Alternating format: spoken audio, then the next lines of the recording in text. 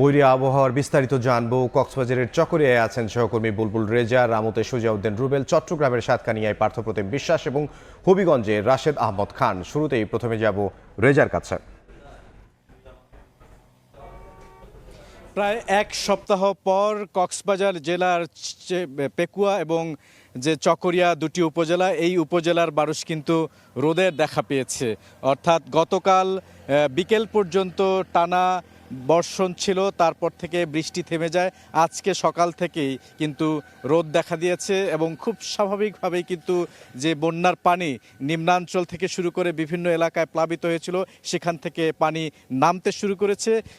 এটি একটি ভালো খবর। তবে এর পাশাপাশি আরও একটি খবর জানিয়ে রাখি, সেটি হচ্ছে বিশেষ করে পেকুয়া উপজেলার কিছু দুর্গম বা প্রত্যন্ত এলাকা রয়েছে, যেখানকার বাসিন্দারা এখনও পানিবন্দী হয়ে আছেন। কারণ এই এলাকাগুলো এমনিতেই নিম্নাঞ্চল হওয়ার কারণে বেশি পানি, বৃষ্টির পানি বেশি জমেছিল এবং এই এলাকার যারা বাসিন্দা তারা তাদের প্রত্যন্ত এলাকা থেকে মূল সড়কে আসার কোনো ব্যবস্থা না থাকার কারণে একমাত্র নৌকাই এখন তাদের ভরসা। আমরা একটু আগে দেখেছি বিজিবি 11 ব্যাটালিয়নের পক্ষ থেকে একটি টিম তাদের জন্য ত্রাণ সহায়তা নিয়ে নৌকায় করে সেই দুর্গম বা প্রত্যন্ত এলাকায় যাচ্ছেন। তারা বলছেন যে তাদেরকে খুঁজে পাওয়ার জন্য যদি ড্রোনের ব্যবহারও করা হয়, সেই ড্রোনের মাধ্যমে তাদেরকে খুঁজে বের করে এই খাদ্য সহায়তা বা ত্রাণ সহায়তা সেটি পৌঁছে দেওয়া হবে।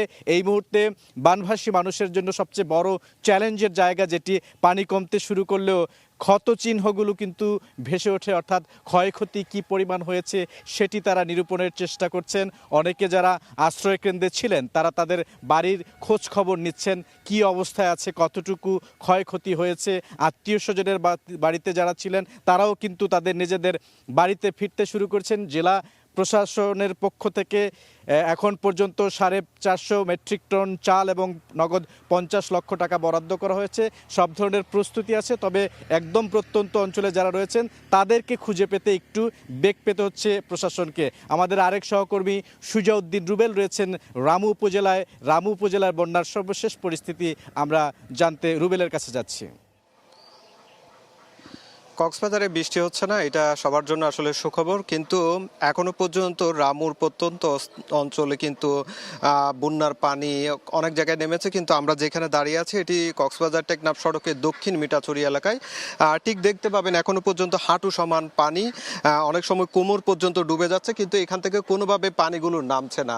এসব এলাকার মানুষজন কিন্তু আমরা লক্ষ্য করছি অনেকের হাঁস মুরগি, যে গরু ছাগল রয়েছে, সব কিন্তু অনেক উঁচু স্থানে রাখা হয়েছে। এভাবেই কিন্তু অনেক স্থান থেকে পানি নামলো, আমরা লক্ষ্য করছি মিঠাছড়ি আশপাশ এলাকায় সেটি পানিগুলো নামছে না। তবে এটার জন্য আসলে এখানকার স্থানীয় বাসিন্দারা যেটি বলছে, যেহেতু রেল লাইন হয়েছে, রেল লাইনের নানা ধরনের যে কালভার্ট করার কথা ছিল সেটি না হওয়ার কারণে কিন্তু পানির যে বন্দি অবস্থায় সেটি কোনোভাবে নামছে না। আপনারা ঠিক দেখতে পাবেন, আমরা যে বিপুল এখানকার ওই গ্রামের প্রায় শতাধিক গ্রাম কিন্তু এখনো পর্যন্ত ডুবে রয়েছে। সেই ডুবে যাওয়ার ঘর বাড়িতে অনেকে ঘর বাড়ি ছেড়ে আশ্রয় কেন্দ্রে চলে গিয়েছে, আবার অনেকে ফিরেছে।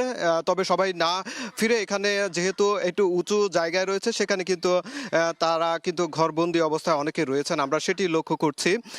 আমরা জেলা প্রশাসনের পক্ষ থেকে যেটি জেনেছি, এই পর্যন্ত কক্সবাজারে গত এক সপ্তাহে কক্সবাজারে প্রায় 30 জন পাহাড়ধস পানির ঢলে ভেসে যাওয়া কিংবা মাটির ঘর দেয়াল চাপা পড়ে 30 জনের বেশি মৃত্যু হয়েছে। প্রশাসনের পক্ষ থেকে সব ধরনের সহযোগিতা করা হচ্ছে বলে এটি জানিয়েছে। তো এই ছিল আমার কাছে কক্সবাজার থেকে সবশেষ। এখন আমরা চলে যাচ্ছি চট্টগ্রামে আমাদের সহকর্মী প্রাত্যপ্রতিম বিশ্বাসের কাছে।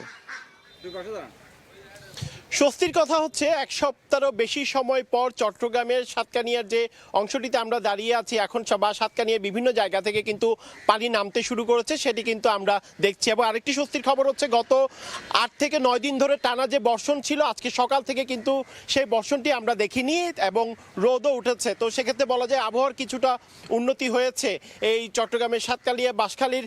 তবে যে অংশগুলো রয়েছে বিস্তীর্ণ এলাকা, বিশেষ করে সমতলের যে এলাকাগুলো রয়েছে এবং যেখানে সাধারণ মানুষের মানুষের বসবাস সেই সব জায়গা কিন্তু এখনো পানিবন্দী অবস্থায় রয়েছে। এবং আমরা এখানে আসার পর দেখেছি, আমরা এখন আছি সাতকানিয়ার নয়াখালের যে মুখ, সেই জায়গাটির মুখটিতে কিন্তু আমরা এখন অবস্থান করছি এবং আমরা বিভিন্ন গ্রামেও ঘুরেছি এবং সেখানে আমরা দেখেছি বিস্তীর্ণ এলাকা এখনো কিন্তু গ্রামগুলো এখনো প্লাবিত, সাধারণ মানুষ এখনো মানবেতর জীবন যাপন করছে। অনেকে অভিযোগ করে বলেছেন আসলে যারা ত্রাণ পাচ্ছে তারা সামনের দিকের কয়েকটা ঘর ত্রাণ পাচ্ছে, কিন্তু পিছনে বিস্তীর্ণ এলাকা কিংবা দুর্গম এলাকায় যারা রয়েছে তারা ত্রাণ পাচ্ছে না। তবে আমরা যেটি দেখছি, বিভিন্ন সংস্থার পক্ষ থেকে কিন্তু ত্রাণ নিয়ে আসছে। আপনারা দেখতে পাচ্ছেন আমাদের সামনেও অনেকে দাঁড়িয়ে আছে, তারা বিভিন্ন খাবার, পানির বোতল নিয়ে এসেছে। যেসব পরিবার এখনো পর্যন্ত কোনো ধরনের ত্রাণ পায়নি সেখানেও তারা তাদের যে সহযোগিতা, সেই সহযোগিতাটুকু হাত বাড়িয়ে দিবে। তবে আমরা দেখছি ত্রাণ দিতে অনেক বেগ পেতে হচ্ছে। তার কারণ হচ্ছে বিভিন্ন জায়গায় এখনো পর্যন্ত কিন্তু 15 ফুটেরও বেশি পানি কিন্তু রয়ে গেছে বিভিন্ন জায়গায়। বিশেষ করে চট্টগ্রামের সাতকানিয়া,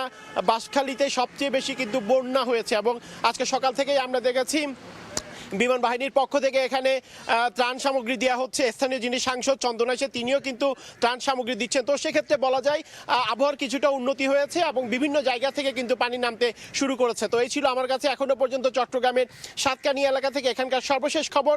আমরা যাচ্ছি হবিগঞ্জ, সেখানে আছেন আমাদের আরেক সহকর্মী রাশেদ।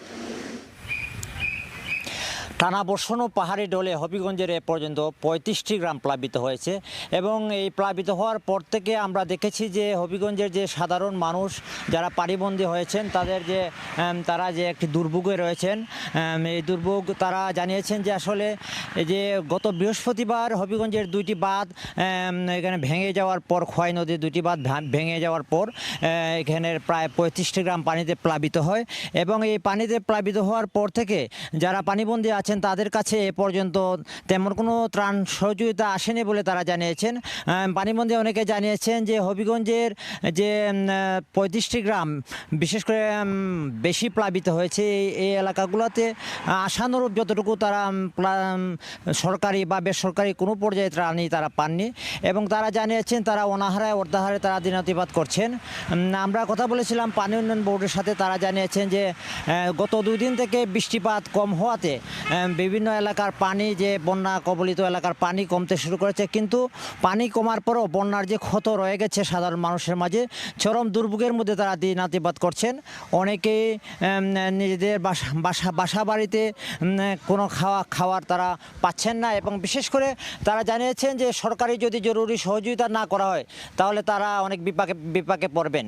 আর সরকারি দপ্তর থেকে জেলা প্রশাসন থেকে জানানো হয়েছে যে তাদের সাধ্যমতো তারা ত্রাণ সহযোগিতা করার চেষ্টা করছেন। তো এই ছিল আজকে হবিগঞ্জের বন্যার্তদের সর্বশেষ খবর।